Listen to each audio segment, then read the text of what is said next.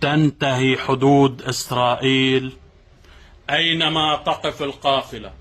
نحن شعب كتير بحب الشعارات، ليك أكتر شيء بخليني أفتخر إنه بعدني عربي، إنه أنا منتمي لهذه الأمة، هو حب شعبنا العربي للقضية الفلسطينية.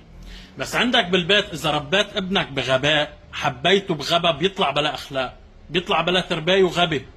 ليك حبيبي بآخر سنتين مصر رفضت فكرة التهجير. رح احكي بنقطة وحدة، وشغل انت ال2 سنتي بعيدا عن الجزيرة والاعلام العربي الممول امريكيا وعن القواعد الامريكية اللي محتل الوطن العربي ومطلعيت لنا اعلام، وشغلوا لهيدا.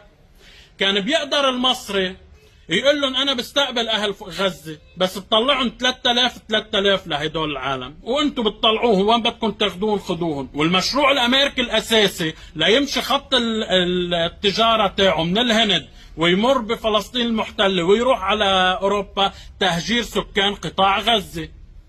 طيب اذا اجى طلع بخطاب انا مش قادر اشوف شعبنا بموت، مش قادر اشوف شعبنا متحاصر، ويفتح البوابات ويطلعهم 3000 ويتوزعوا على ال200 دولة بالكرة الارضية، شو بكون صار؟ بيبقى بقطاع غزة المقاتلين واهاليهم يلي ما بده يطلع بيرفض، بتعلن امريكا كل واحد بيبقى بهاي الارض هو ارهابي، وبيرموا قنبلة نووية تكتيكية على القطاع.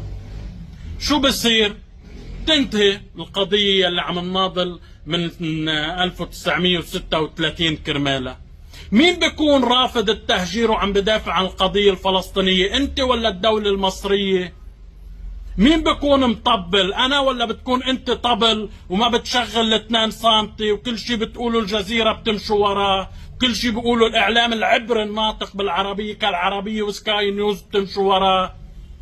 ليه حوصرت مصر وما اجوا بعتوا وراه يقعد مع ترامب بالسعودية؟ شو السبب؟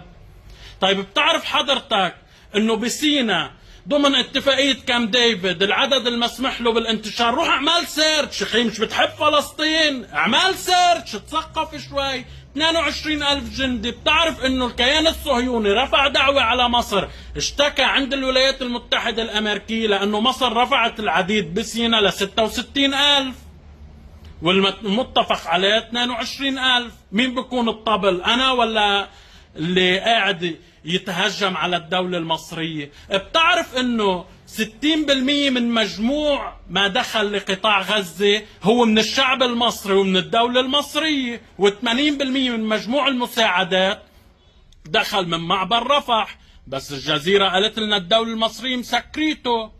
بناء عليه انت عرف مين الطبل.